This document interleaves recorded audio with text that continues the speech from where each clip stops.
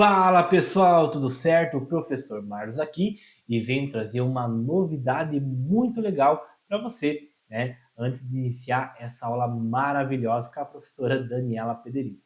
Pessoal, você que está então se preparando para o processo seletivo da sede, prova que vai acontecer dia 28 agora, estaremos organizando um mega aulão, né, com a professora Daniela e nossa equipe de professores onde vamos trabalhar todos os tópicos trazidos em conhecimentos gerais, didática da prática docente, tá? Estaremos aí realizando esse mega evento para vocês irem e arrasarem nessa prova, tá? Professor, como que eu faço então para adquirir esse aulão de véspera? Aqui na descrição do vídeo tem ali o nosso WhatsApp de atendimento, tá? Você vai entrar em contato com esse WhatsApp ali, aonde nós vamos então realizar a sua matrícula para esse aulão, tá? Lembrando também que nós temos dois produtos para o SED que são excelentes para você nessa reta final. Nós temos em nosso site já disponível o Reta Final SED, tá? Vou deixar aqui o link abaixo na descrição. E também temos a turma de simulados, tá? Nossa turma de simulados são cinco simulados completos de todas as áreas, tá? Então você vai encontrar o simulado. Simulado número 1. Eu tenho ali a pedagogia. Você vai ter 10 questões de conhecimentos gerais, 10 questões de conhecimento de didática da parte docente e 10 questões da parte específica ali de pedagogia, né? E temos ali para diversas áreas, tá? Nossos simulados são, todas as áreas são específicos, com questões específicas.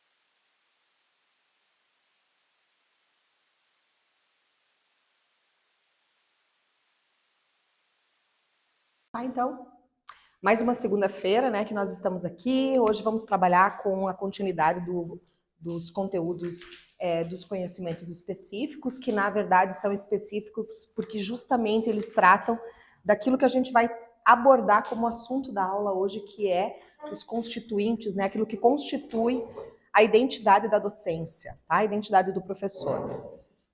Quando eles colocaram esse material na ementa, colocaram esse tópico na ementa, me chamou a atenção porque identidade do professor e formação docente não são coisas que são assim tão comuns, né, de serem cobradas.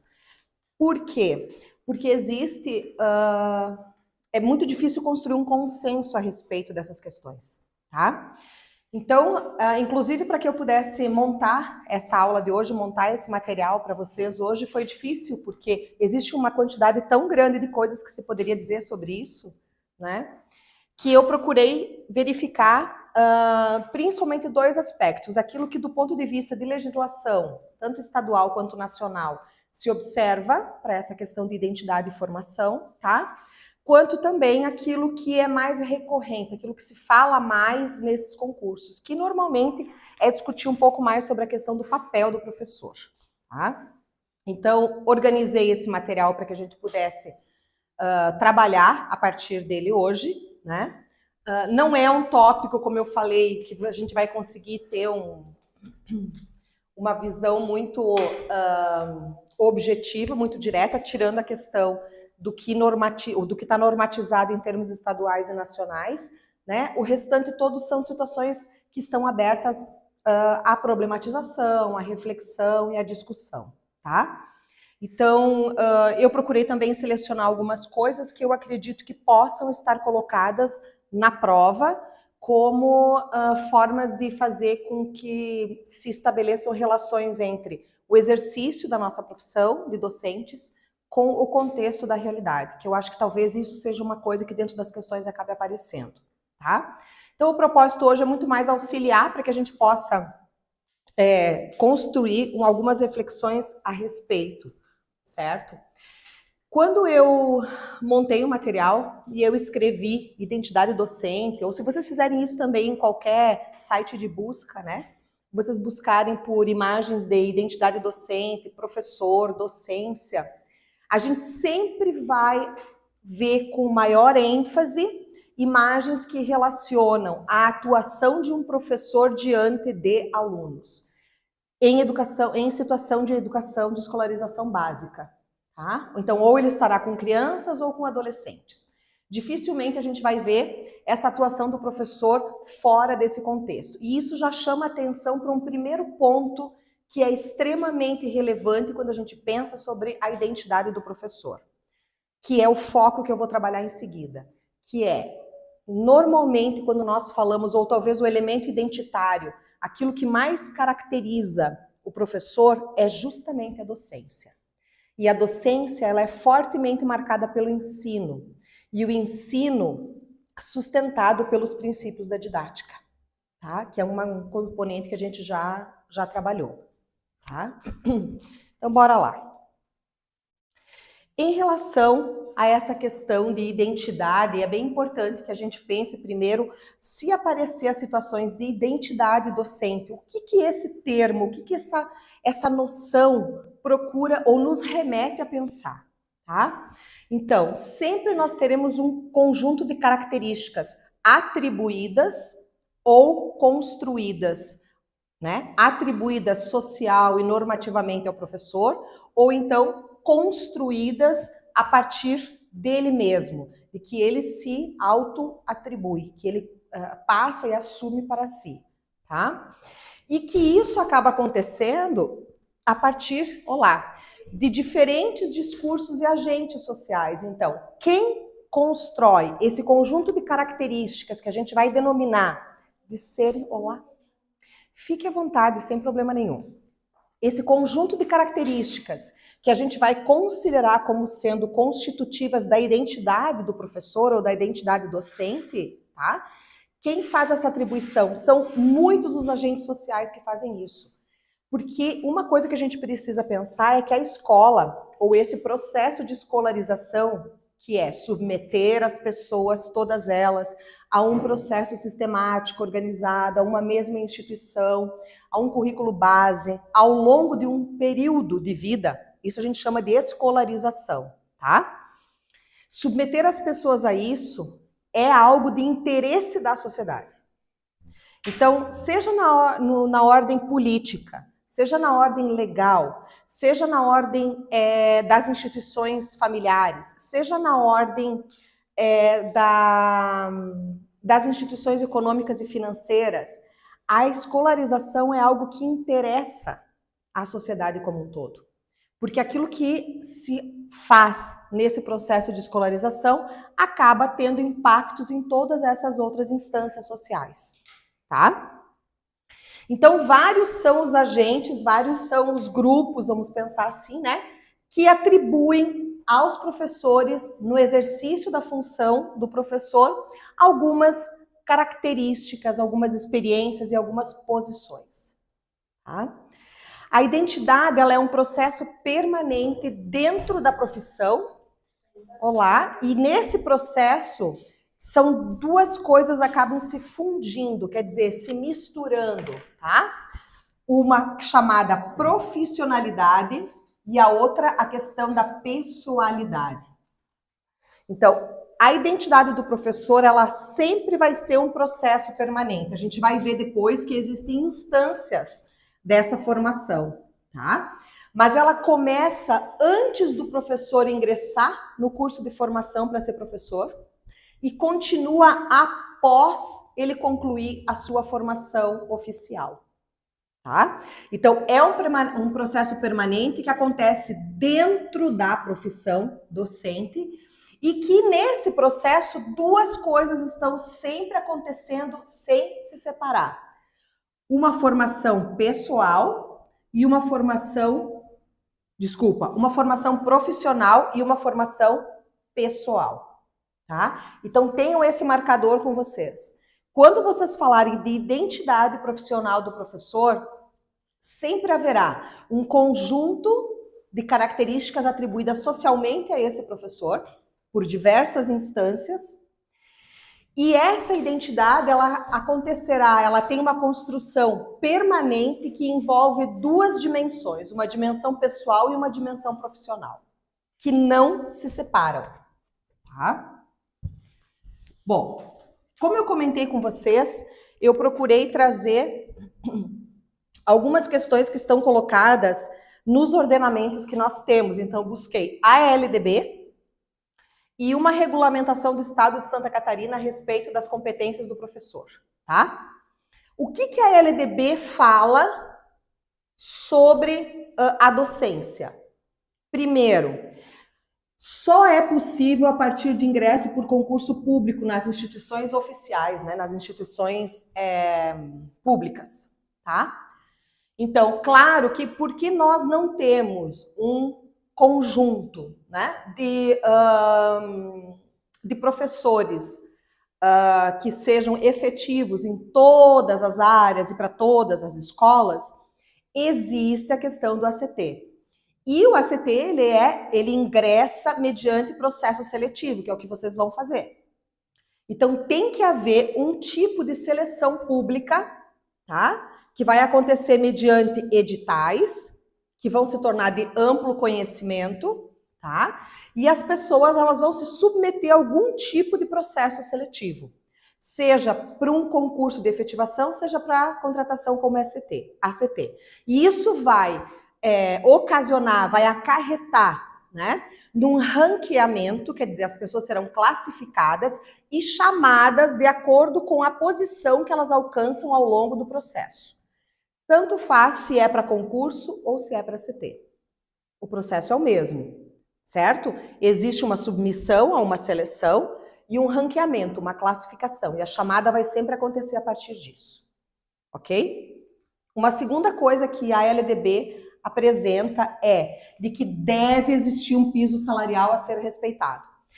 Isso aqui foi uma discussão muito forte, tá? Porque lembrem que a LDB é de 96 e nós tivemos a instituição do piso salarial dos professores somente depois aí dos anos 2000. Agora me foge aqui quando foi a lei do piso, mas enfim, foi muito posterior à LDB.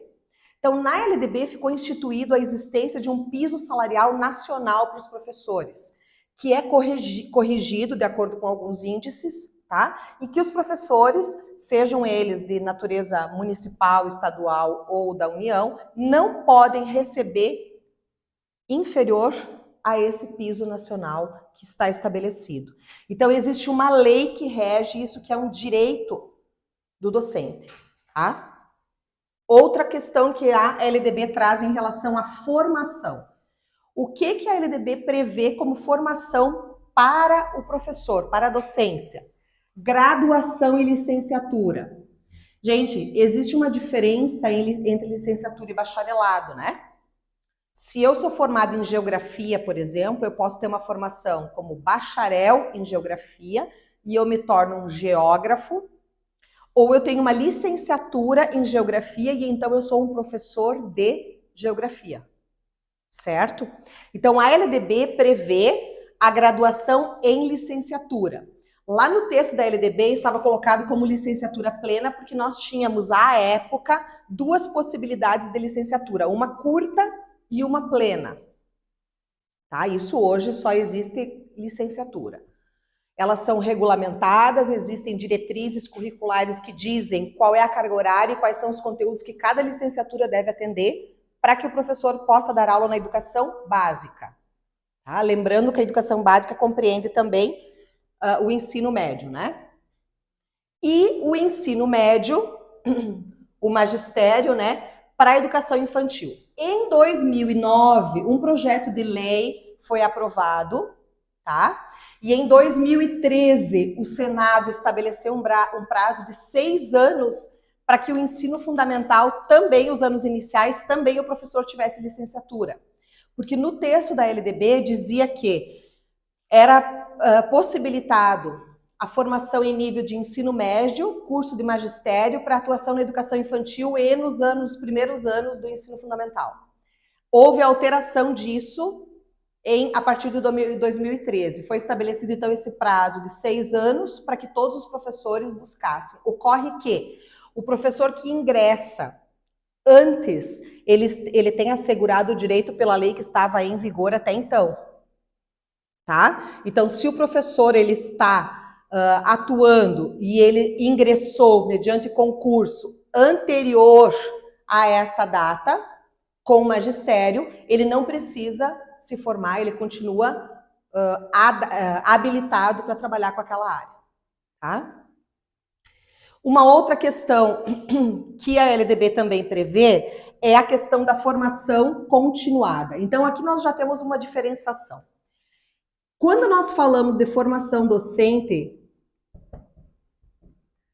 em nível de graduação, quer dizer, o curso, a faculdade que você tem que ter para poder ser professor, nós chamamos isso de formação inicial, tá? A formação continuada, ela compreenderá as atividades em serviço, cursos, oficinas, enfim, e também a pós-graduação. Então, o professor, ele tem como prerrogativa um processo de formação continuada, que deve ser de responsabilidade do próprio poder público, essa em serviço. E que o poder público deve prever nos seus planos de carreira, enfim, né, as progressões a partir da formação de pós-graduação. Uma questão que também a LDB prevê, está colocado lá, é progressão funcional baseada na titulação ou habilitação e na avaliação do desempenho. Então, tem que existir para isso aqui um plano de cargos, né, de carreira.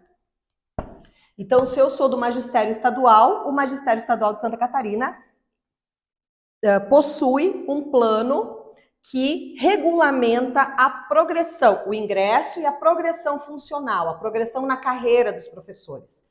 E que essa progressão na carreira, ela acontece conforme titulação ou habilitação.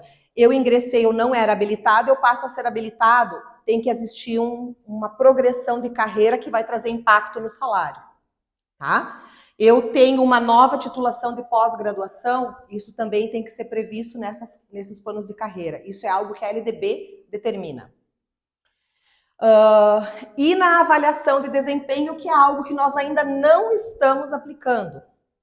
Mas se vocês pensarem, lembrarem um pouquinho, tem várias discussões que já passaram pelo Congresso, vários deputados e senadores que já levaram adiante a narrativa de submeter os professores a uma avaliação, tá? A avaliação do nosso desempenho enquanto professores.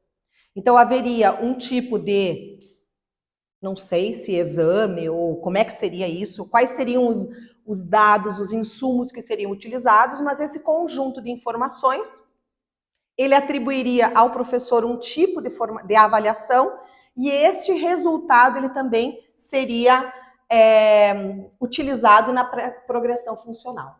Isso ainda não está em vigor, mas já há discussões a respeito. O PNE atual já prevê a avaliação da instituição e para o próximo é muito provável que haja essa avaliação do desempenho do professor. Então, se forem solicitados a respeito de se o professor hoje é submetido à avaliação para fins de progressão de carreira, ainda não está regulamentado nada. Mas isso está previsto na LDB, tá? Outra questão prevista, um período reservado a estudos, planejamento e avaliação, incluído na carga horária de trabalho. É por isso que existe a hora atividade. Tá? Então, a LDB prevê que haja, e daí isso depois é regulamentado conforme cada situação, né? Que na carga horária do professor haja um período destinado ao planejamento, à avaliação e aos estudos para a execução da docência. Além, é óbvio, né, de condições adequadas de trabalho. Então, esses são as primeiras ideias que a LDB traz sobre a formação do professor, né? Sobre a identidade e a formação do professor. No artigo 61, a LDB fala que a formação dos profissionais de educação, aqui é uma coisa, gente, ó, às vezes a LDB usa profissionais de educação, às vezes usa professores, às vezes usa docentes, tá? Então, o artigo 61 diz que a formação tem que ter associação entre teoria e prática. É por isso que nos cursos de graduação, por exemplo, existe estágio. E é obrigatório. Porque ele precisa ter essa associação entre teoria e prática, tá? Não só o estágio, né? Outros componentes curriculares também promovem isso. Inclusive, essa teoria e prática na capacitação em serviço. Então, as formações que o professor recebe enquanto ele está dando aula são as paradas pedagógicas, as semanas de formação, né? Que acontecem organizadas pela rede que está recebendo esse professor, né, na qual ele está atuando. E também o aproveitamento e as experiências anteriores. Existe uma legislação nos cursos de licenciatura que, se o professor já tem uma quantidade de experiência, tá, isso é regulamentado no projeto pedagógico de cada curso. Por exemplo, o professor tem 10 anos de atuação nos anos iniciais. Isso dá a ele uma possibilidade de redução das horas de estágio. Tá? Só que cada instituição faz a sua regulamentação a respeito. Porque a LDB prevê que a formação e as experiências anteriores, elas também possam ser utilizadas para essa relação entre teoria e prática. Tá? Então, a formação dos professores, ela é exigida, tá? Do ponto de vista da LDB, exige que essa formação faça essa associação entre teoria e prática, seja na formação inicial, que é aquela da graduação, seja na formação continuada. Me interrompam, meninas, se vocês precisarem perguntar alguma coisa. O artigo 13 fala sobre a formação continuada em serviço, que é aquela que, então, o professor faz enquanto ele está trabalhando. Ele não se afasta para fazer isso, como acontece, por exemplo, em algumas... existem possibilidades de um professor efetivo pedir afastamento para realizar o seu mestrado. Tá? Se ele cumprir com determinados requisitos que estão previstos na legislação que normatiza o plano de carreira do magistério daquela rede, tá? Ele pode se afastar para fazer o seu mestrado, por exemplo, ou o seu doutorado. Aqui nós estamos falando da formação em serviço, que são aquelas formações que acontecem ao longo do ano letivo nas situações de paradas e semanas de formação de professores. Deve oferecer aos docentes a oportunidade de aprender junto com seus colegas de trabalho, com o suporte de um formador experiente, compartilhando aprendizagens já desenvolvidas, atendendo ao parágrafo único do artigo 61. Esse parágrafo único lá do artigo 61, que é aquele que fala sobre que a formação tem que ter teoria e prática, tá? Ele diz que a formação dos profissionais de educação deve atender às especificidades do exercício das atividades, os objetivos das diferentes etapas e modalidades, e tem como fundamento os seguintes: a presença de formação básica, a associação entre teorias e práticas e o aproveitamento da formação de experiências anteriores. É o que nós acabamos de ver lá no artigo 61, tá? Então, quero que vocês tomem conta do seguinte, que essa formação que acontece para os professores, ela precisa, de modo a atender às especificidades do exercício das atividades e aos objetivos das diferentes etapas. Então, a formação, ela tem que ser uma formação contextualizada. Se eu vou trabalhar, se eu sou professor de educação infantil e eu vou receber formação em serviço, eu preciso receber uma formação em serviço sobre a BNCC da educação infantil, sobre os campos de experiência, sobre ludicidade, jogo, brincadeira, sobre interações e brincadeiras, sobre contação de histórias, sobre oficinas com material de sucata para educação infantil. Quer dizer, aquilo que é algo que me diz respeito, ou sobre as políticas da infância, tá? Não cabe que eu seja submetido a formações que estão fora do meu contexto, ok?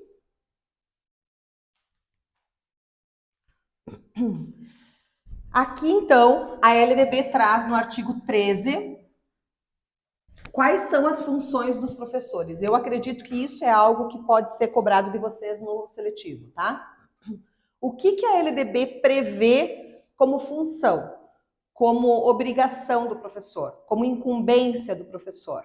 Primeiro, participar da elaboração do projeto pedagógico do estabelecimento de ensino. É obrigação do professor participar na elaboração do PPP da escola. Tá? Aí vocês podem me dizer assim, mas eu nunca vi, né? O PPP está sempre pronto, a equipe de gestão apresenta. Bom, de alguma forma, seja mediante representatividade, espaço para consulta, seja ele submetido à aprovação, o professor tem obrigação, não é só que é um direito do professor conhecer o projeto pedagógico. É uma obrigação dele contribuir no processo de elaboração desse projeto, tá? Elaborar e cumprir o plano de trabalho segundo a proposta pedagógica do plano de ensino. Esse plano de trabalho que está colocado aqui é o planejamento. Então, o professor é obrigado a apresentar planos, apresentar o seu planejamento, entregar isso? Sim. Tá? Zelar pela aprendizagem dos alunos. Óbvio, né, gente? Nós vamos trabalhar para que a aprendizagem dos alunos ocorra. Esse é o nosso grande esforço. Estabelecer estratégias de recuperação para os alunos de menor rendimento. Aqui há uma questão voltada à situação de avaliação. Então, o professor, acompanhando a aprendizagem dos alunos, deve propor formas diferenciadas de intervenção, especialmente aos alunos de menor rendimento. Tá? Porque existe zelar a aprendizagem, portanto, tem que existir uma forma de investimento em quem não teve o rendimento adequado. Ministrar os dias letivos e horas-aulas estabelecidos, além de participar integralmente dos períodos dedicados ao planejamento, à avaliação e ao desenvolvimento profissional. É obrigatória a presença do professor nos dias letivos, nas aulas que estão previstas, tá? É obrigatória a participação integral quando tem planejamento na escola, quando é avaliação, por exemplo, no conselho de classe, tá? E também nas formações continuadas. E a última incumbência prevista pela lei da LDB, colaborar com as atividades de articulação da escola com as famílias e com a comunidade. Tá? Então, vejam, do ponto de vista da LDB, o que cabe ao professor fazer? Participar do PPP, entregar o seu planejamento, ser preocupado em relação à aprendizagem dos alunos, esforçar-se para que todos aprendam, ministrar suas aulas, participar do planejamento, da avaliação e também da formação continuada e auxiliar na relação da escola com a comunidade. Tá? Estas 6 incumbências são obrigatórias e claro que se elas estão na LDB, elas vão se repetir lá na legislação estadual e também quando for uma rede municipal, elas terão que estar lá na rede municipal porque elas nascem de uma legislação superior que é a LDB. Então, quem traz isso para essas incumbências é o artigo 13. Tá? Bom, então a gente vê que a LDB, embora ela traga todas essas orientações a respeito da docência, né, e as incumbências, enfim, ao trabalho do professor, ela não se dedica exaustivamente a isso. Ela trabalha sobre isso em alguns artigos apenas. Tá? O Estado de Santa Catarina, em 2015, tá? Assembleia Legislativa do Estado de Santa Catarina, LESC, aprovou uma lei, que é a Lei Complementar 668, tá? De 2015. O que essa lei faz? Dispõe sobre o quadro de pessoal do Magistério Público Estadual, instituído pela Lei Complementar de 92, e estabelece outras providências. Então, essa lei, ela fala sobre o quadro pessoal do Magistério Público Estadual, que é aquilo para o que vocês estão buscando um espaço agora. Dentro dessa lei, que modifica a lei de 92, existe um anexo, que é o anexo 2, que foi onde eu encontrei aquilo que se estabelece como obrigações do professor. Tá? Então, essas obrigações, elas existe o quadro de professor do magistério, onde estão colocadas como ingressa, como é a progressão na carreira, a questão de quanto percebe salarialmente, os tipos de formação, tudo isso está nessa lei. Mas no anexo 2 traz então a descrição e a especificação do cargo professor. Sobre esse cargo, o que se fala? Qual é a habilitação? Qual é a formação mínima? Formação em curso superior de graduação em pedagogia ou curso superior de graduação e licenciatura correspondente às áreas. Por exemplo, eu vou ser professor de educação física, eu tenho que ter curso de educação física, de licenciatura em educação física. Eu vou trabalhar com arte, então eu faço licenciatura em arte, tá? Então, do ponto de vista do Estado de Santa Catarina, o ingresso no Magistério Público Estadual se dá a partir de eu vou considerar como habilitado o sujeito que tem uma licenciatura na área em que vai atuar, tá? O Estado prevê que o professor possa ser contratado, que ele possa ter com a rede pública estadual uma vinculação de 10, 20, 30 ou 40 horas. Tá? Então, o Estado prevê não apenas professores 40 horas, não apenas professores 40 e 20. Pode haver professor 10, 20, 30, 40 horas. Tá? Bom, vamos ver então o que o anexo fala dessa lei de 2015 sobre ser atribuição do professor. E a lista é grande. Tá? Ministrar aulas e orientar a aprendizagem do aluno. A gente já vê isso aqui lá na LDB. Eu acho incrível que isso tenha que estar colocado como atribuição, né? Como se a gente... se para alguém tivesse que dizer que a gente tem que dar aulas, é óbvio que sim, mas enfim. Outra atribuição, elaborar programas, planos de curso e de aula, no que for de sua competência. Também está previsto lá na EDLB, né? Então, o professor tem que ministrar as aulas e zelar a aprendizagem, elaborar o seu planejamento, avaliar o desempenho dos alunos, atribuindo-lhes notas ou conceitos nos prazos fixados. Cooperar com o Serviço de Orientação Educacional e Supervisão. Então, vocês sabem que as escolas estaduais, elas têm essa figura do especialista em educação, né? Que vai trabalhar como supervisor, outros casos é um orientador educacional. Então, cabe ao professor colaborar com as atividades, com o trabalho desse profissional. Promover experiências de ensino e aprendizagem, contribuindo para o aprimoramento da qualidade do ensino. Participar de reunião, conselho de classe, atividades cívicas e outras. Então, se vocês forem questionados, por exemplo, se o professor do Magistério Público Estadual é obrigado a participar do conselho de classe? Sim. Ele é obrigado a participar do desfile de 7 de setembro? Sim. Porque isso está colocado como atividade cívica ou outra. Então, a partir do momento em que você é um professor efetivo da rede pública estadual, você tem essas atribuições. Preencher devidamente os dados em sistemas informatizados, a fim de manter informados os pais ou responsáveis sobre a frequência e o rendimento dos alunos, assim como a execução da atividade docente. Então, existe um sistema, que é o sistema que estão armazenados, né, os planejamentos, os diários, vamos pensar assim, né?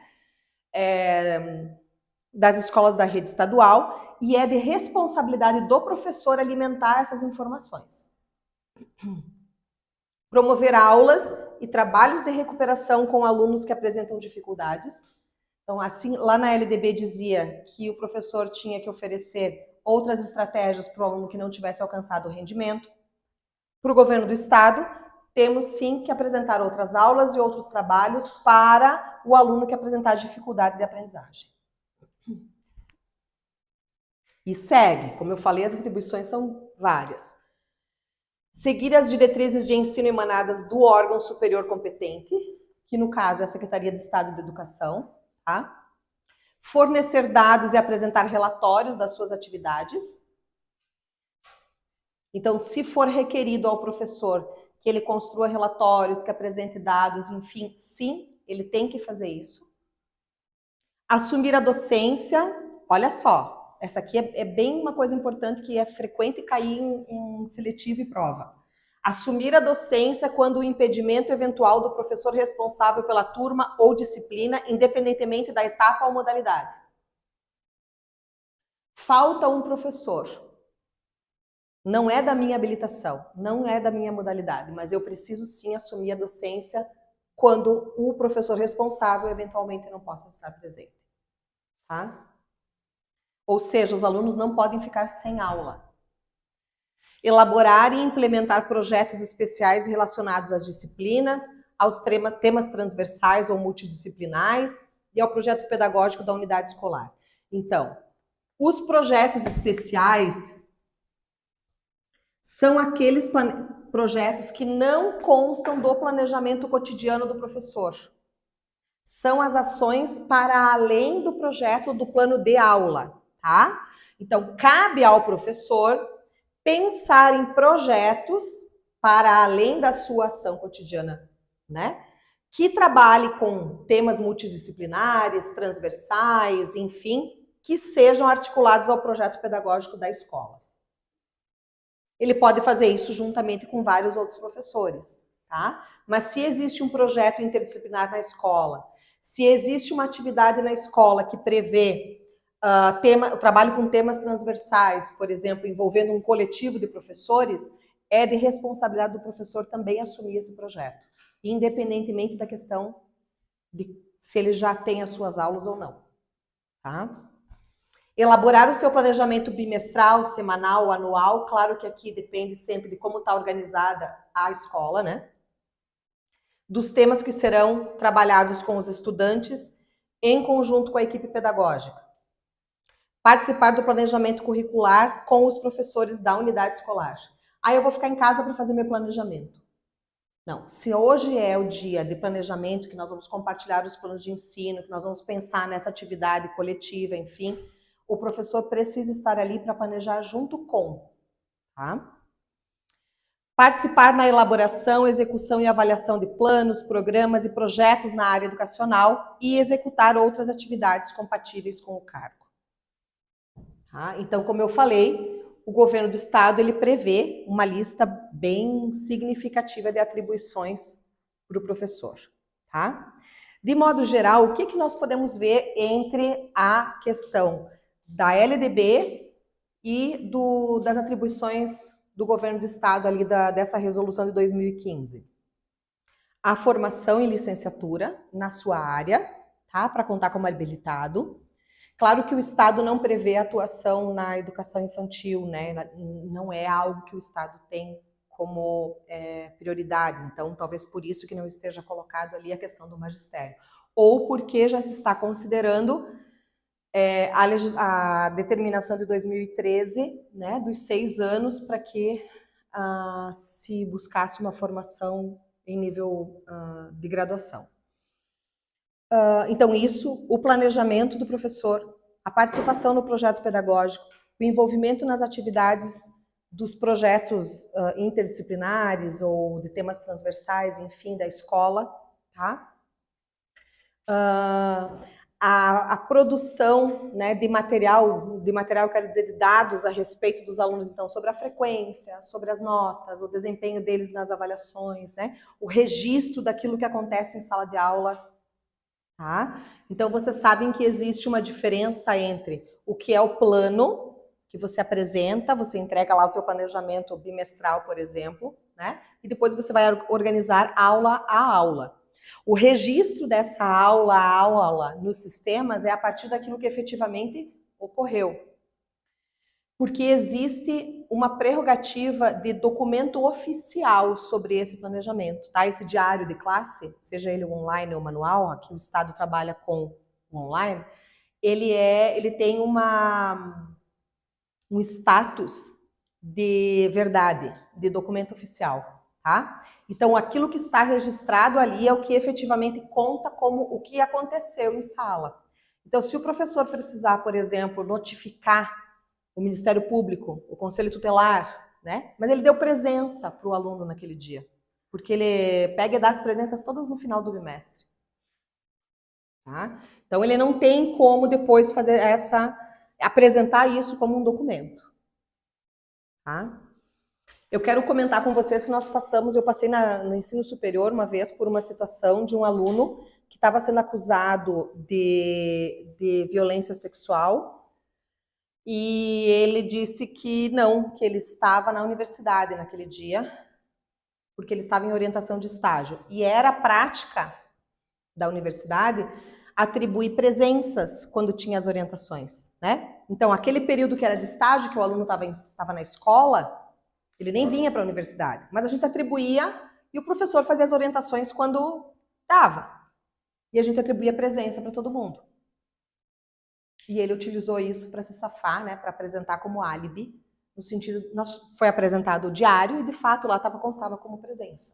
Então existe uma prerrogativa de ser uma informação oficial, dada como verdadeira. Então o diário ele precisa ser preenchido com aquilo que efetivamente ocorreu, tá?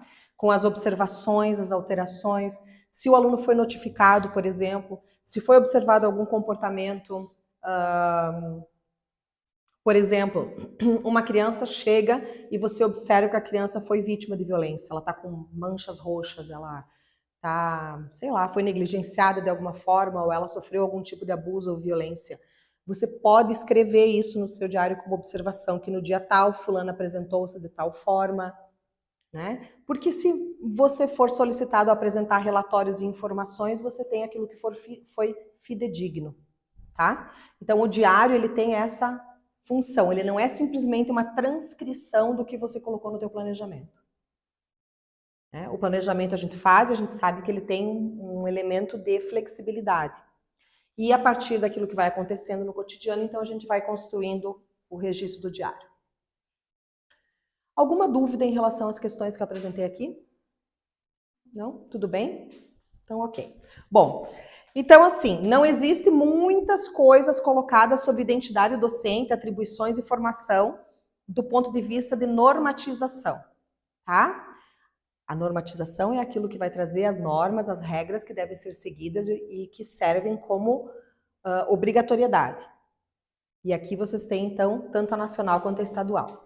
Nós vamos começar a falar agora, então, sobre a situação de o que é que a literatura da área de educação traz a respeito de identidade e formação de professores, tá?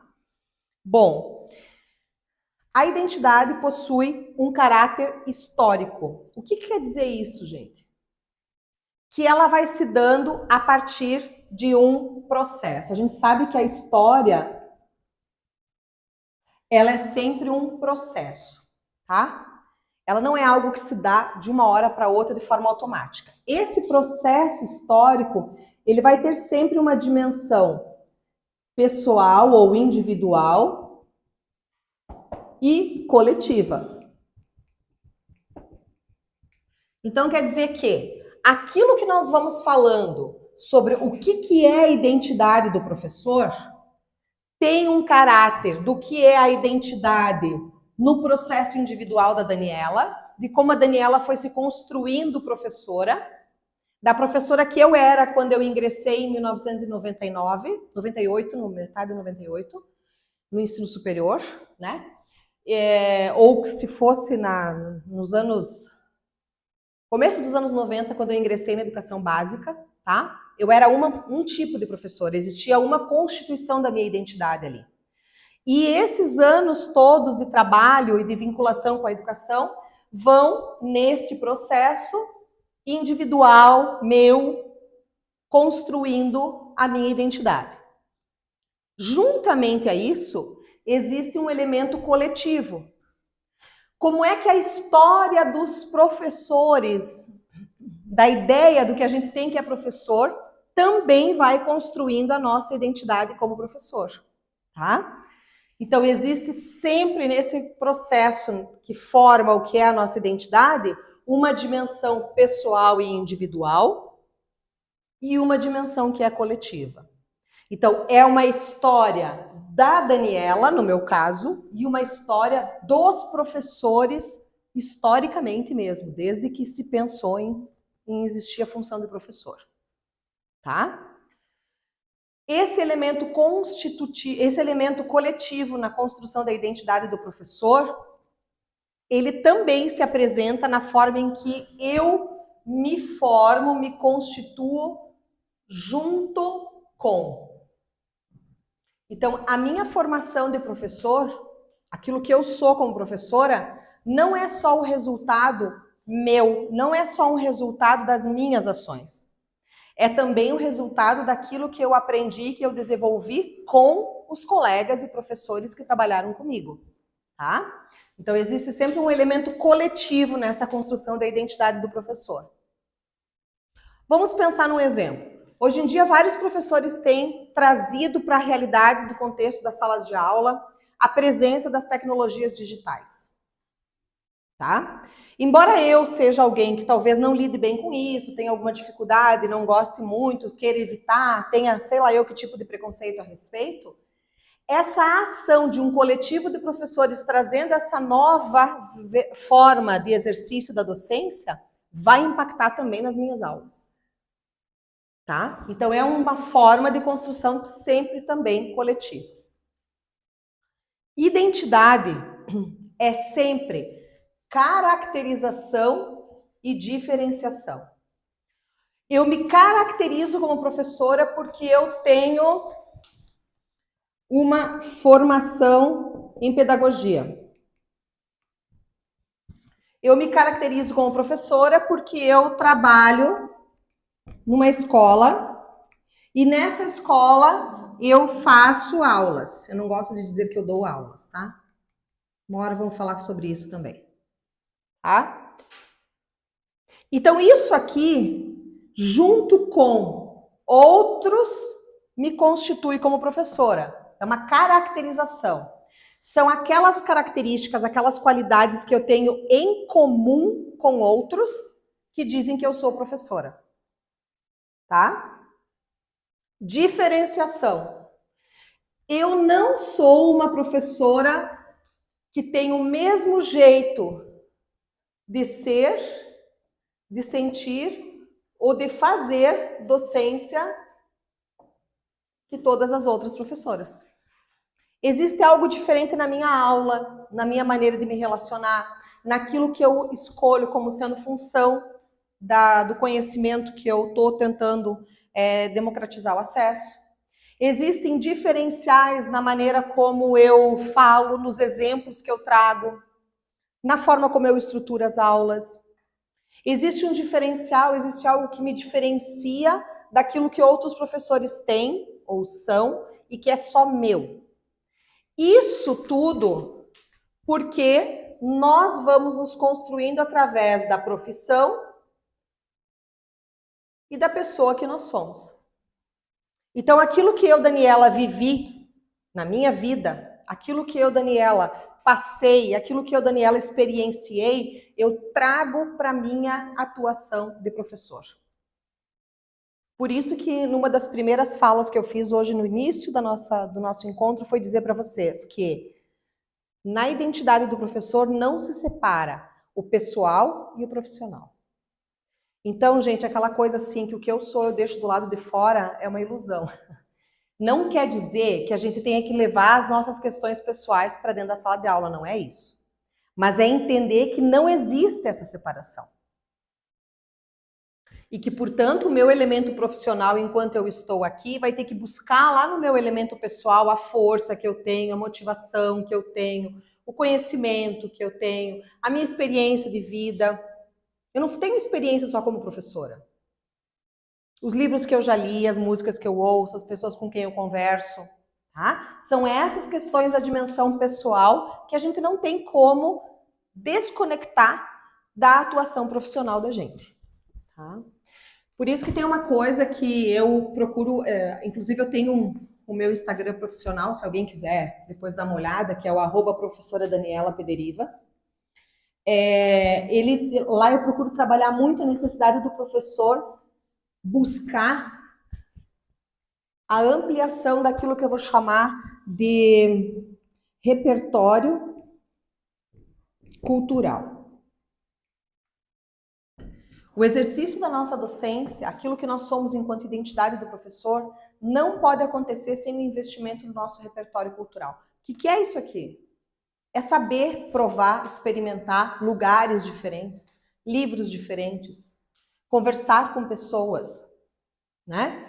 Acessar, conhecer coisas que não são necessariamente da docência.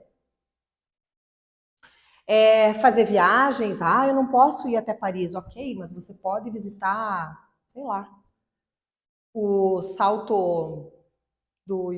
Como é que é aqui em Quilombo? Salto Saudade aqui em Quilombo. Certo? Chegando ali, você tem um contato com a natureza, você aprende, você vê que aquilo é uma fissura que houve, né?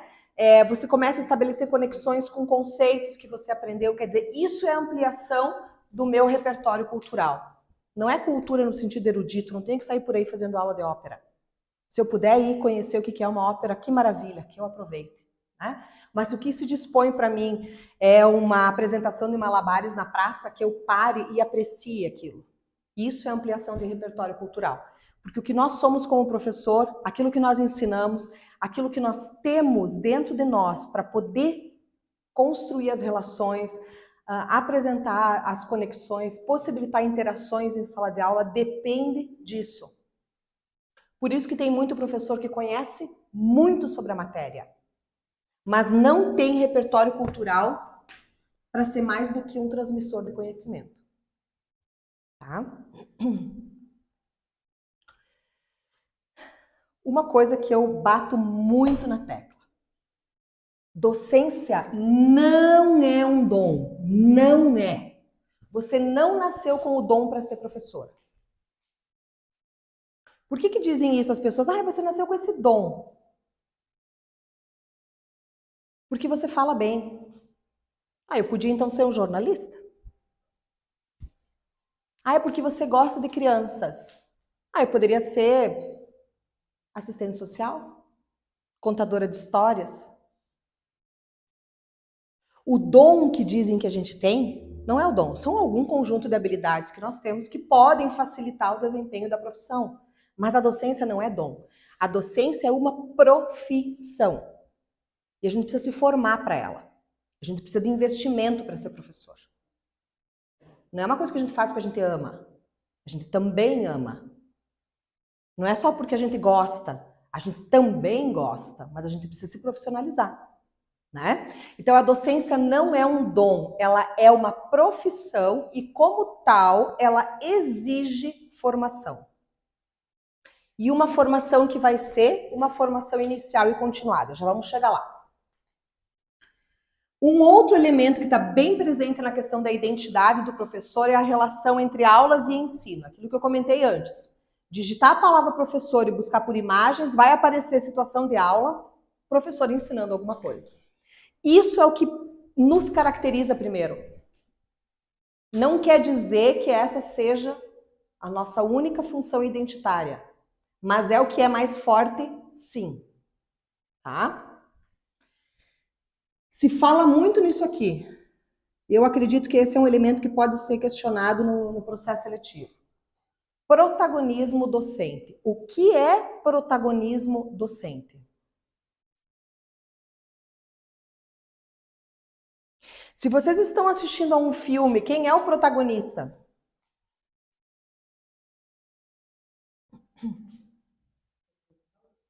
Em torno dele giram a história, né? É ele quem vai tomar as decisões, é ele quem vai afetar mais o trabalho dos outros ou as ações dos outros. Então, esse protagonismo docente, tá?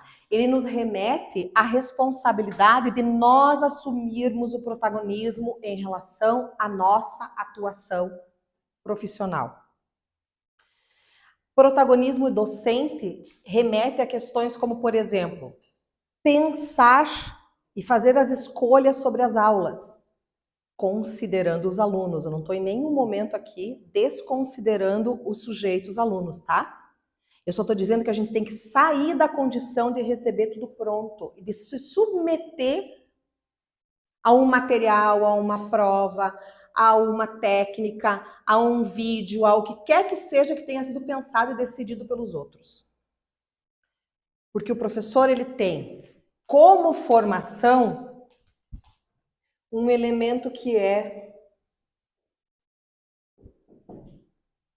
intelectualização. Intelectualização. Nós, como professores, precisamos tomar a frente, tomar a posição, a dianteira em relação à nossa profissão, aos nossos conhecimentos, aos nossos saberes. E por conta disso, tomar decisões, fazer coisas, tá? Então, o professor não é um técnico, não é alguém que simplesmente chega aqui, pega a apostila e fala. O professor, ele tem que ser um sujeito detentor de uma intelectualidade tal, capaz de fazer com que ele seja a diferença em relação ao material. Ontem, voltando lá da feira, a minha filha me disse assim, porque daí eu comentei com ela que eu estava com um problema para mandar o material, que tinha sumido todos os meus arquivos do PowerPoint, estava tudo desconfigurado, e que eu precisava resolver para poder mandar o material para vocês, né? E aí ela me disse assim, não, mãe, bem legal tu mandar o material, só que assim, daí você manda o material, essas pessoas podem pegar o teu material e sair por aí dando as tuas aulas com o teu material. Eu disse, qual é o problema disso? A aula que cada um vai dar é diferente da aula que eu dou. Por quê? Porque a minha aula não é o meu material. Entendem? Porque tem que ser feito um investimento de que se eu chegar aqui e nada disso aqui estivesse funcionando, eu tenho que ser capaz de trabalhar com vocês o que está aqui. Porque eu, professor, sou o protagonista desse processo.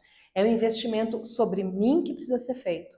Da minha aquisição de conhecimento, do meu repertório cultural, da minha formação como pessoa, tá? Então, esses são os elementos da identidade do professor.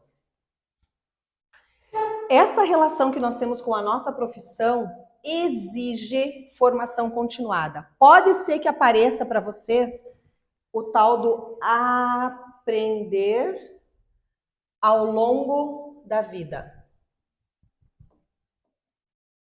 Tá? Ou aprendizagem continuada, aprendizagem ao longo de toda a vida, enfim. Isso aqui está relacionado com a noção de formação continuada. Em nenhuma profissão mais se admite que você alcance um status tal que você não precise mais aprender nada a respeito. Nós nos tornamos, por conta do tipo de mundo que nós estamos vivendo, da quantidade de produção de conhecimento, da dinâmica que o mundo tem, aprendizes para toda a vida. Aprendizes tanto daquilo que é da nossa profissão, quanto de outros elementos que acabam interferindo. Vocês já se imaginaram, por exemplo, vocês não terem nenhuma noção sobre o pacote do Office, Word, Excel, PowerPoint, enfim? Não tem como. Não tem nenhuma noção sobre como usar, o que é uma rede social? Não dá. Isso não tem conexão direta com a nossa formação de professor. Mas isso é uma exigência da nossa profissão, tá? Então, a formação continuada, ela vai estar atrelada à noção de aprender ao longo da vida. Já comentei sobre isso, não se separa a dimensão pessoal e profissional.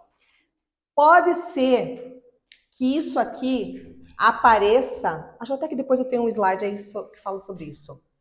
Professoralidade docente. É um palavrão, né? Tá? Tem autores que falam sobre professoralidade. Professoralidade é a junção da dimensão pessoal e profissional na formação e atuação da identidade do professor. Então, se vocês encontrarem essa palavra pelo processo seletivo, é a isso que se refere. Essa identidade, que é processo, que está sempre em construção, também está sempre em movimento. O que era necessário para ser professor nos anos de 1920? Aqui, no interior de Chapecó, no interior do estado de Santa Catarina.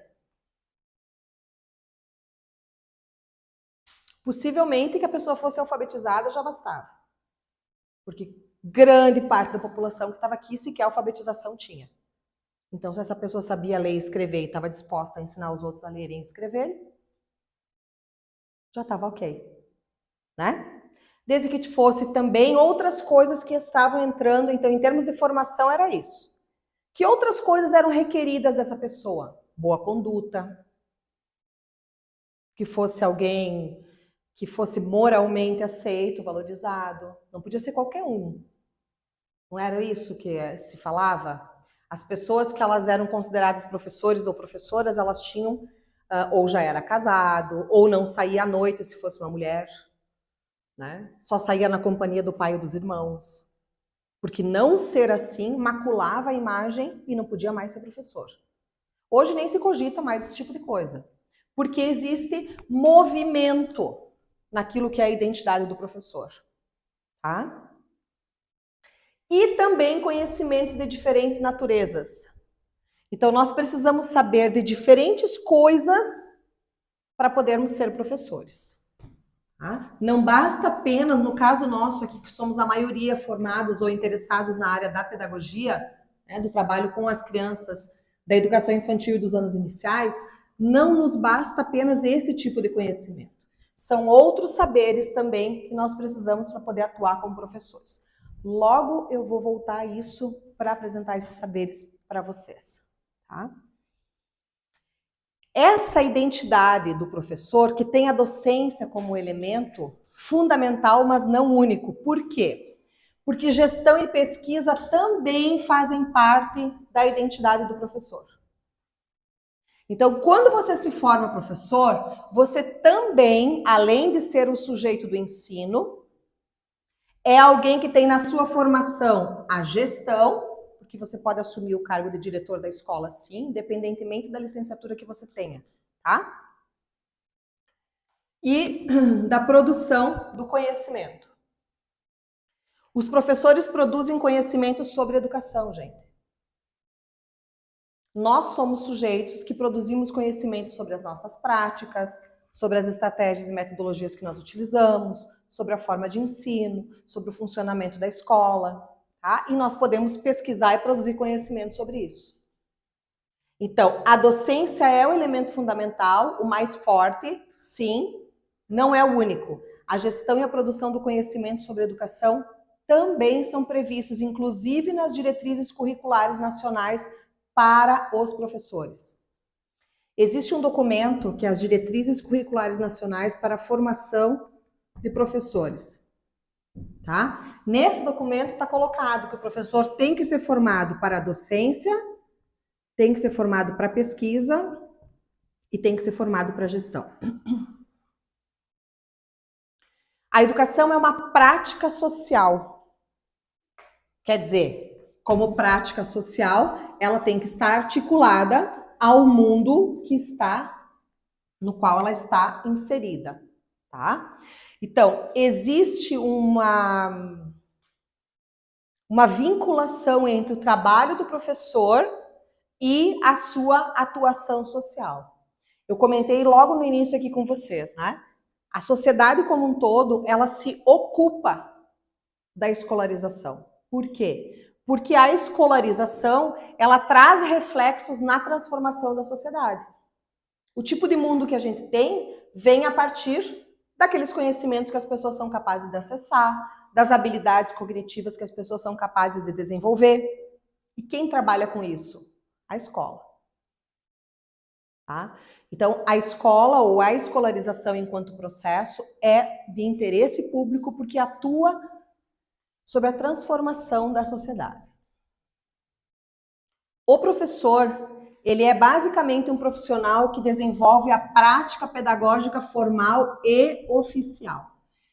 Não quer dizer que seja só esse tipo de prática pedagógica, tá? Existe atuação de professores que estão fora do contexto oficial da escola. Eles não estão num local que existe um currículo pré-definido. Por exemplo, os professores que trabalham como educadores sociais. Eles estão lá, eles ensinam, eles educam, eles se organizam esse processo, e lá não é um processo formal de educação. Porém, a grande parte dos professores está atuando e constrói a sua identidade em cima de um processo que é oficial e formal. Esse processo, esse tipo de prática pedagógica implica, quer dizer, exige, tá? Comunicabilidade. Um professor, minimamente, precisa ser capaz de comunicar e relacionar, de fazer o que a gente chama de transposição didática. Esse conceito aqui, gente, também é importante entender, ó. Transposição didática. O que é isso? Transposição didática é a capacidade que a gente tem de pegar um conceito, como, por exemplo, o conceito dos estados físicos da matéria, sólido, líquido, gasoso, lembram? E mostrar para a criança que uma matéria pode sofrer transformação. A água, por exemplo. E aí nós criamos mecanismos de fazer com que esse conhecimento, que é um conhecimento de física, que foi um conhecimento elaborado, produzido numa academia, quer dizer, numa universidade, por pesquisadores da área de física, seja acessível para uma criança. Isso é fazer transposição didática, tá? É tornar acessível um conhecimento que foi produzido como um conhecimento científico. Nós tornamos ele como um conhecimento de acesso escolar. Uma outra implicação é o do compromisso. Então, além de ser capaz de comunicar, não é só falar, é fazer a transposição didática. Além disso, precisa ter compromisso com o quê? Com a nossa profissão, com a sociedade e ético. Intencionalidade. Já sabemos o que é isso, né, gente? Que é que a nossa atuação ela está direcionada ao alcance de um objetivo educativo. Cientificidade, que é a apropriação do conhecimento. Não existe possibilidade de eu me tornar um bom professor se eu não tenho conhecimento. A gente às vezes ouve assim, aquele professor sabe muito, mas ele não sabe transmitir. Falta para ele conhecimento didático. E ele precisa investir nisso. A gente também ouve, ele é tão legal, tão bacana, se esforça tanto, mas falta conteúdo nele. Quer dizer, também não dá para conceber um professor sem apropriação do conhecimento científico. Eu não consigo ensinar matemática se eu não conheço matemática. Se eu não entendo o que é uma multiplicação, eu não consigo fazer a transposição didática. Porque não é o material, não é o livro, não é o joguinho. Sou eu pensando e fazendo a intervenção, eu, professor, que vou fazer com que isso aconteça. Que vou criar situações para que a criança possa entrar em interação com isso e então elaborar o seu conceito. Tá? Por isso que não é o material, né? O material da gente a gente pode distribuir para quem a gente quiser. Porque não é isso que vai fazer a diferença. Tá? E competências didático-pedagógicas. Preciso saber sobre avaliação, sobre planejamento, sobre estratégias, sobre técnicas. Preciso saber sobre oratória, né? Desenvolver essas competências. E coletividade. Muito bem. Vocês me deixam sempre falando sozinha, né? Então, eu mais um pouco vou estar tropeçando em cima das minhas próprias palavras aqui, de tanto falar, né? Mas vamos lá. Eu tentei colocar aqui, representar aqui, um pouco do que eu vou comentar agora sobre a questão da identidade docente, tá? Então, para que isso aqui? De onde é que eu tirei isso? Bom, isso aqui eu parti de alguns estudos que eu fiz, tá? Especialmente baseados no texto do Maurice Tardif. Eu acredito que esse sujeito, já vai aparecer o nome dele aí, ele vai, se perguntarem sobre saberes docentes, ele vai aparecer, tá? No seletivo. A Selma Garrido Pimenta trabalha bastante sobre essas questões da identidade e dos saberes da docência, tá? A Silvia Isaia, enfim, uma série de autores que eu fui buscando para poder construir essa noção de que a identidade do professor, ela possui uma dimensão profissional e uma dimensão pessoal, inseparáveis. Essa dimensão profissional, ela implica em saberes docentes.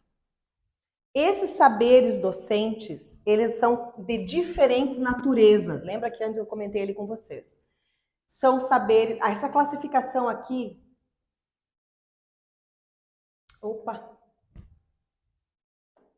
é a classificação do Maurice Tardif, tá? Ele é muito utilizado, ele é um canadense, mas ele é muito utilizado aqui no Brasil. Inclusive, ele já veio para cá várias vezes em formações de professores, enfim, tá? Não é só dele, o Lessard e Tardif. Eles dois escreveram um livro, mas ele é a grande pessoa assim que fala, né, que é chamado para falar a respeito, dizendo que esses saberes docentes, eles vão se caracterizar como curriculares, profissionais, disciplinares e experienciais. Eu já vou trabalhar cada um deles com vocês. Eu acredito que essa aqui é algo que pode aparecer nos processos seletivos. E essa identidade docente, ela ocorre envolta, vejam, ela toma tanto a dimensão profissional quanto a pessoal, e ela ocorre envolta num contexto. Esse contexto tem influência social, cultural, institucional. Gente, a escola interfere no tipo de identidade que o professor tem. Conforme a forma como a escola está organizada, os valores que a escola tem, as regras que ela possui, o tipo de metodologia ou de tendência pedagógica que ela adota, tudo isso também interfere. Existe um contexto histórico, político, tecnológico, científico. Olha um contexto tecnológico. Quando a minha mãe aprendeu a escrever, ela não tinha caderno. Eles escreviam numa lousa, que era um pedacinho de quadro, que cada criança tinha a sua lousa e um pedacinho de giz. Então, as crianças, elas usavam aquilo ali para exercitar as letras, aprender a copiar alguma coisa que a professora passava no quadro, e era isso. Depois tinha que apagar, que era um quadradinho assim para cada um. Tá? Então, hoje nós temos crianças que têm acesso a toda uma tecnologia digital, por exemplo, né? Ou a um sem número de livros, que podem estar em contato com isso. Então, existe um contexto tecnológico que muda a forma de ser professor. Tá? E também o contexto científico. Recentemente, aí veio as últimas descobertas, por exemplo, sobre o sistema solar. Né? Eu, quando fui para a escola, aprendi que Platão era um planeta. Hoje não é mais. Né? Então, essas mudanças científicas, elas também vão impactando na forma como se produz a nossa docência. Tá? Então, agora eu vou trabalhar com vocês a partir dessa ideia representada nessa figura, que vai procurando trazer essa indissociabilidade, então, das dimensões pessoal e profissional na identidade do professor, uma identidade moldada por um contexto. Tá? A Selma Pimenta e a Léa Anastasiou, elas lembram que a identidade do professor é construída a partir de uma identidade epistemológica, decorrente de seus saberes científicos e os de ensinar, e de uma identidade profissional, que considera a docência um campo específico de intervenção profissional na prática social. Vejam, para elas, a identidade epistemológica do campo da pedagogia, por exemplo, é diferente da identidade epistemológica do campo da educação física. Para pegar os dois exemplos de quem está aqui na sala. Poderia ter colocado aqui matemática, arte, tá? Existe uma teoria do conhecimento que que enxerga essa produção do conhecimento de um jeito diferente na pedagogia do que na educação física. A forma de se apropriar desse conhecimento, de entender esse conhecimento, de fazer uso dele e também de aprender a ensiná-lo é diferente. Vou dar um exemplo muito prático para vocês. A educação física tem historicamente uma vinculação grande com a área de saúde, principalmente com a área de saúde pública, de sanitarismo, de formação do sujeito saudável, sem doença. Então, historicamente, esta área de produção do conhecimento, esse campo que produz um conhecimento sobre educação física, recebe influências que não estão presentes com a mesma força no campo que produz conhecimento sobre pedagogia. As grandes influências, vocês lembram dos nossos teóricos de produção sobre educação que nós vimos outros dias? As grandes influências da pedagogia são a psicologia. Lembram a quantidade de psicólogos que tinha? A filosofia, historicamente. Tá? Então, esta interferência, essa forma de pensar o sujeito, de pensar o processo de ensino-aprendizagem, isso aqui vai construir um tipo de identidade de professor que, apesar de ser professor, não vai pensar como professor de educação física, não vai dar aula como professor de educação física, não vai fazer escolhas como as do professor de educação física. Entendem? Então, a nossa identidade, ela vem também desse lugar que nos traz conhecimento. Tá? Então, mesmo que nós sejamos professores todos, nós temos formas diferentes de olhar para a nossa profissão, de enxergar o conhecimento e de trabalhar com ele. Aqui estão os saberes da docência, tá? Que estavam apresentados, então, pelo Tardif. E que ele vai apresentar cada um deles como da formação profissional, os disciplinares, os curriculares e os experienciais. Antes de eu começar a tratar cada um, eu quero dizer para vocês o seguinte: nenhum deles é mais importante que o outro. Tá?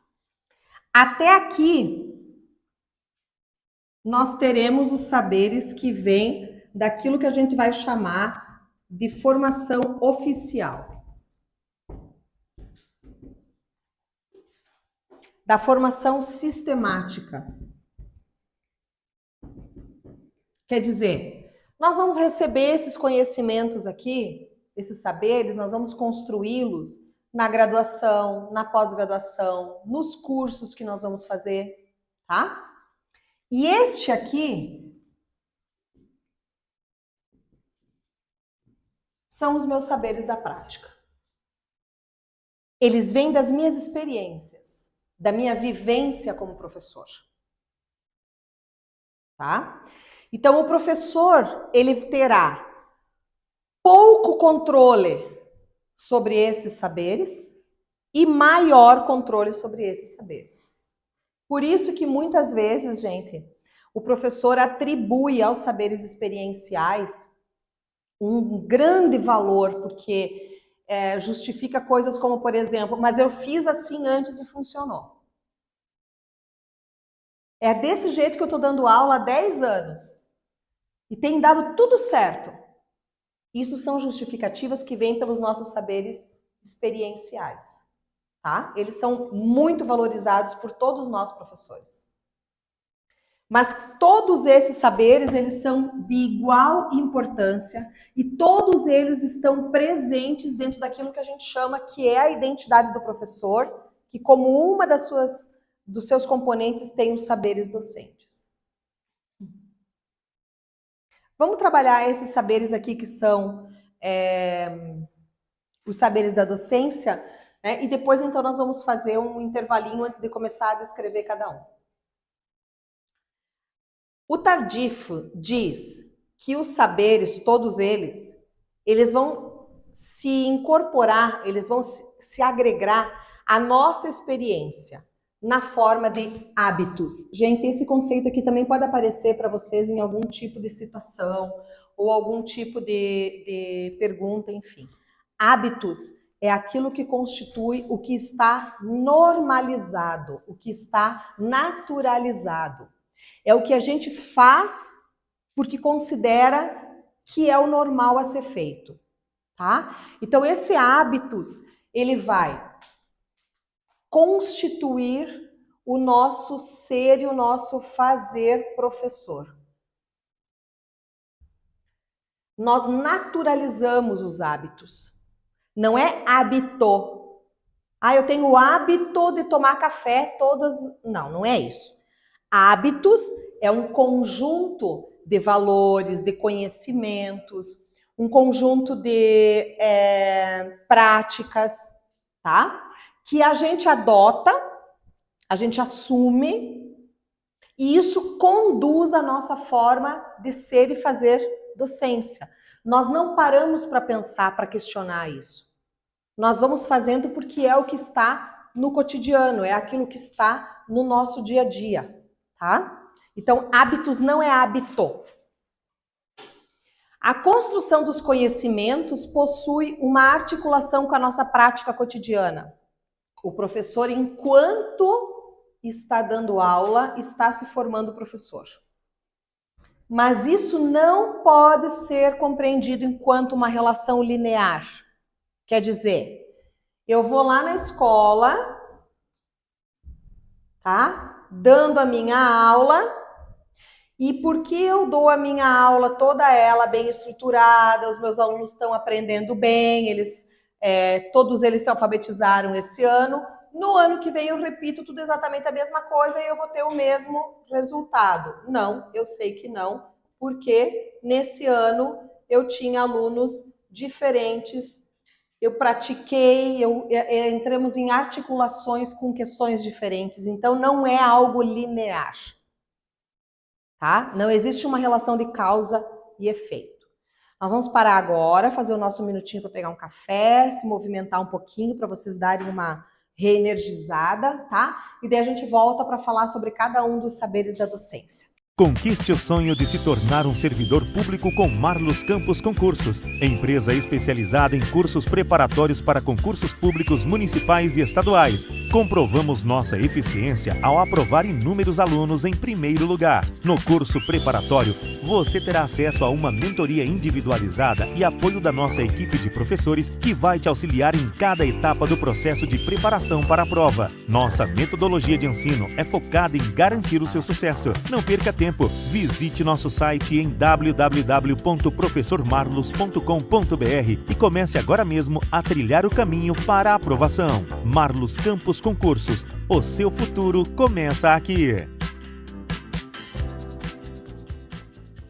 Conquiste o sonho de se tornar um servidor público com Marlos Campos Concursos, empresa especializada em cursos preparatórios para concursos públicos municipais e estaduais. Comprovamos nossa eficiência ao aprovar inúmeros alunos em primeiro lugar. No curso preparatório, você terá acesso a uma mentoria individualizada e apoio da nossa equipe de professores que vai te auxiliar em cada etapa do processo de preparação para a prova. Nossa metodologia de ensino é focada em garantir o seu sucesso. Não perca tempo.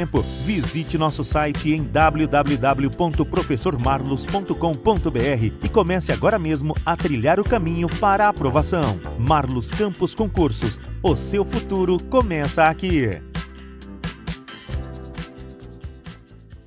Conquiste o sonho de se tornar um servidor público com Marlos Campos Concursos, empresa especializada em cursos preparatórios para concursos públicos municipais e estaduais. Comprovamos nossa eficiência ao aprovar inúmeros alunos em primeiro lugar. No curso preparatório, você terá acesso a uma mentoria individualizada e apoio da nossa equipe de professores que vai te auxiliar em cada etapa do processo de preparação para a prova. Nossa metodologia de ensino é focada em garantir o seu sucesso. Não perca tempo. tempo, visite nosso site em www.professormarlos.com.br e comece agora mesmo a trilhar o caminho para a aprovação. Marlos Campos Concursos, o seu futuro começa aqui.